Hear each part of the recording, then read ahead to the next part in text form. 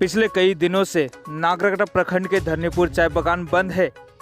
ALC में बैठक के बाद में आज दिनांक 29 अप्रैल को यह बागान खुलने की बात थी, लेकिन आज मालिक पक्ष व एएलसी दफ्तर की ओर से कोई पहल नहीं करने की आरोप लगाते हुए धरनीपुर चाय बागान के समस्त श्रमिकगण राष्ट्रीय राजमार्ग पर निकलकर सड़क अवरोध करते हुए धरना प्रदर्शन किया।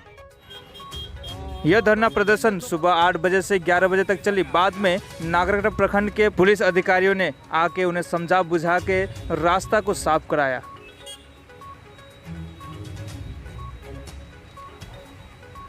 हम लोग का कारण है कि आज हम लोग का बागान खुलने वाला था, लेकिन हम लोग का बागान नहीं खुला गया। किस कारण नहीं खुला गया, इसका हम लोग का जवाब चाहिए। तो आप लोग अभी ये कब तक उठाएंगे आप लोग अवरोध?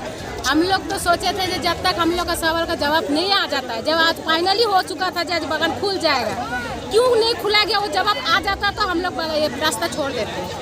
आप लोग क्या चाहते हैं, कौन कौन सा बागान खुले?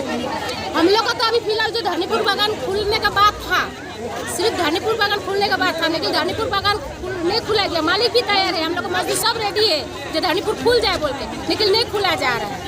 एक बार आप रेड बैंक में गई थी और उस टाइम आपने भी खुद बोली थी कि खुलने से एक ही साथ 3 बागान खुलना पड़ेगा। क्या आप इस वेंकटेश्वर एजुकेशन सेंटर 10वीं व 12वीं पास युवा युवतियों के लिए सुनहरा अवसर। यहाँ ANM नर्सिंग कोर्स के साथ फिजियोथेरेपी, आयुर्वेदिक और एलोपैथिक कोर्स उपलब्ध है। अधिक जानकारी के लिए दिए गए नंबर पर संपर्क करें।